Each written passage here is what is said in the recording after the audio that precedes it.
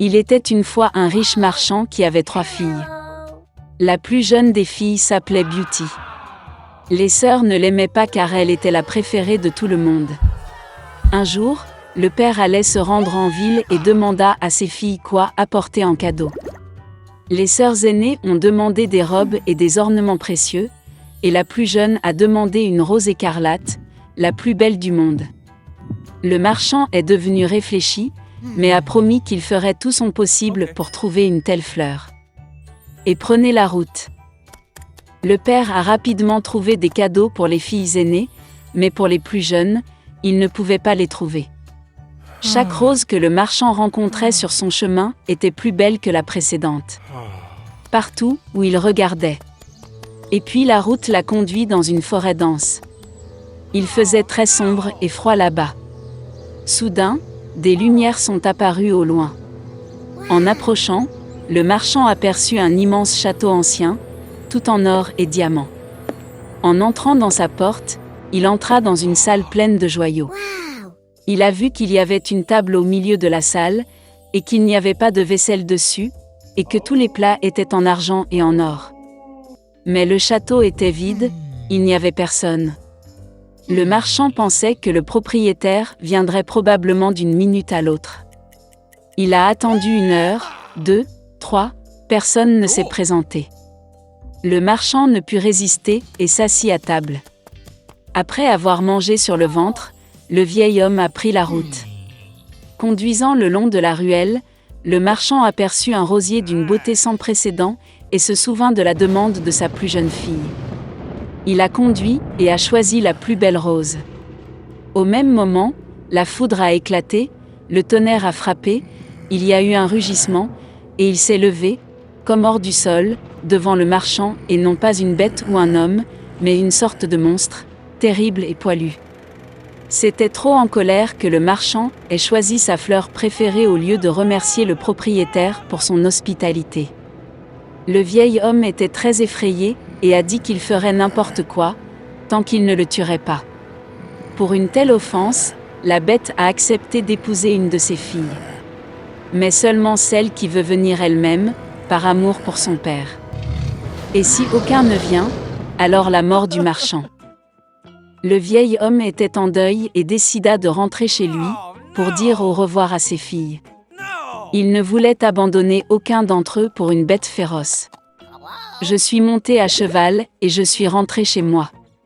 Ayant rencontré les enfants, il a fait des cadeaux à tout le monde et a raconté ses aventures.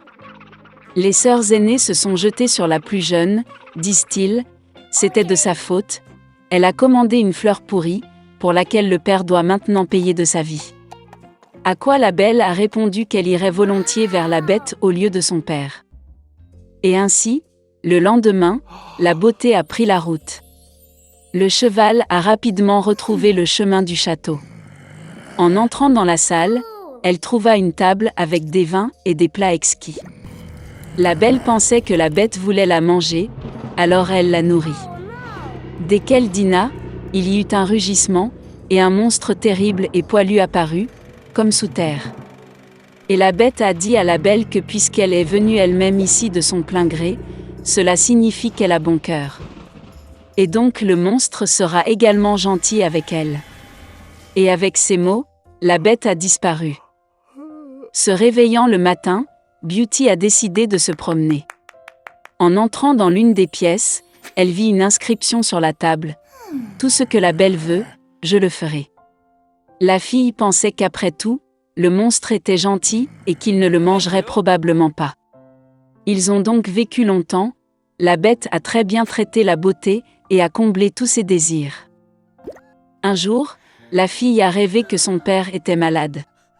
Elle voulait vraiment lui rendre visite.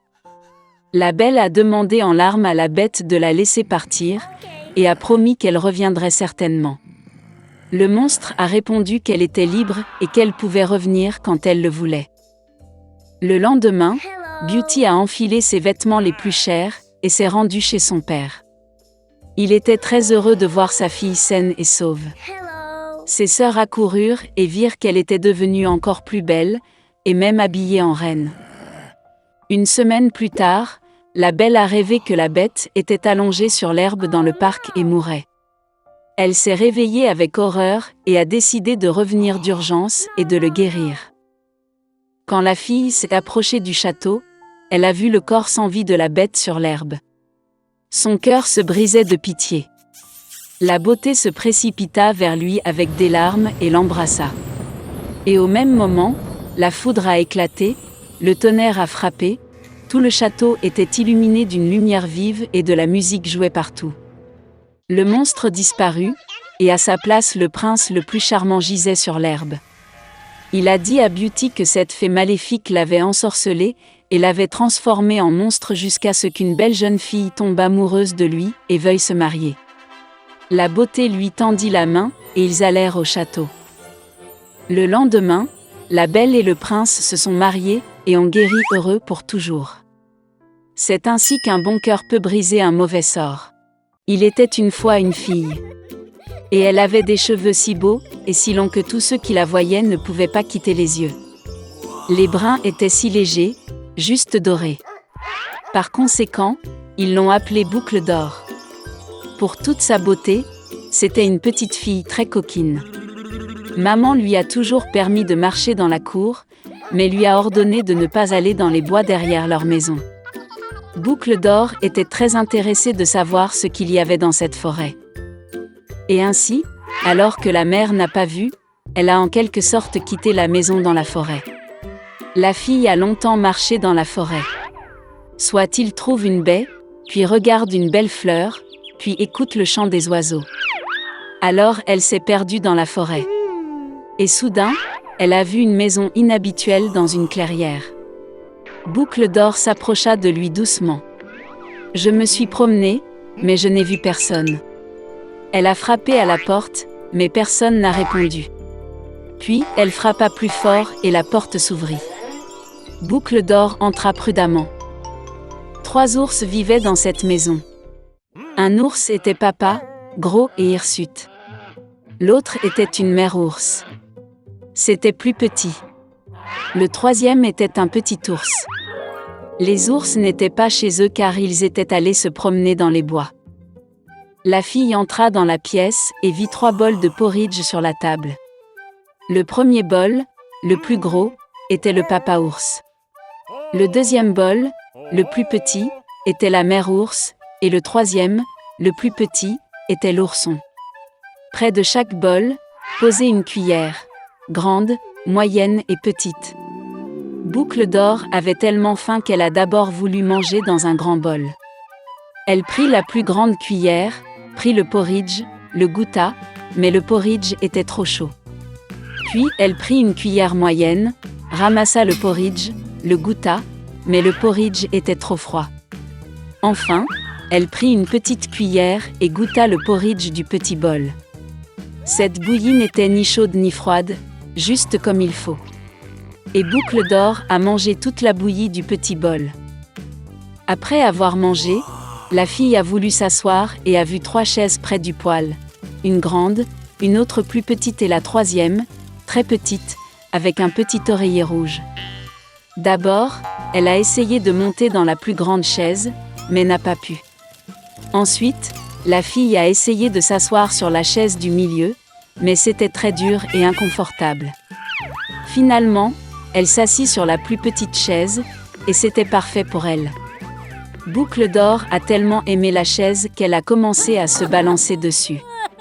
La chaise a craqué, s'est cassée et elle est tombée au sol. La fille s'est levée et est allée dans une autre pièce. Il y avait 3 lits, grands, moyens et petits. Tout d'abord, Boucle d'or est montée sur le premier lit, mais il était trop haut et trop dur. Je me suis allongée sur celui du milieu, il était trop spacieux et mou. La fille s'allongea sur le 3e plus petit lit. Elle était juste pour elle. Boucle d'or se sentait si confortable et douillette qu'elle s'est rapidement endormie. La fille dormait profondément lorsque la famille des ours est revenue à la maison. Les ours ont eu très faim et sont immédiatement allés à table. En voyant son bol, Papa ours s'est vraiment mis en colère. Quelqu'un mangeait mon porridge. Il grogna. La mère ours regarda aussi dans son bol et grogna moins fort. Quelqu'un mangeait aussi dans mon bol. Et l'ourson, voyant son bol vide, a pleuré bruyamment. Quelqu'un a pas simplement mangé de mon bol, il a mangé toute ma bouillie. Les ours ont senti que quelque chose n'allait pas, ont quitté la table et ont commencé à regarder autour d'eux. Papa ours remarqua que quelqu'un bougeait sa chaise et grogna d'une voix terrible. Quelqu'un était assis sur ma chaise. La mère ours regarda sa chaise et se plaignit. Quelqu'un était assis sur ma chaise et l'a déplacée de sa place. Et puis, l'ours a regardé sa chaise cassée et a encore pleuré fort. Quelqu'un ne s'est pas simplement assis sur ma chaise, mais l'a cassée. Les 3 ours entrèrent prudemment dans la chambre. Quelqu'un était allongé sur mon lit et l'a froissé. Papa ours rugit d'une voix terrible. Et quelqu'un était allongé sur mon lit et l'a froissé, grogna la mère ours. L'ours en peluche a regardé son lit et a pleuré à nouveau. Quelqu'un était allongé sur mon lit aussi. Et puis il a vu la fille et a crié d'une voix mince, et dort encore en elle. Papa et maman ours sont allés au lit et ont vu qu'une petite fille dormait là. Boucle d'or s'est réveillée du cri d'un ourson et a eu très peur, il y avait 3 ours devant elle. Elle a immédiatement sauté hors de la maison et a couru partout où ses yeux regardaient, sans se retourner. La fille a couru pendant un long moment, était très fatiguée, puis elle a vu sa mère, qui cherchait sa fille disparue dans la forêt. Depuis, Boucle d'or a toujours écouté sa mère et n'a rien fait sans sa permission. Elle est devenue une fille très obéissante, gentille et gentille.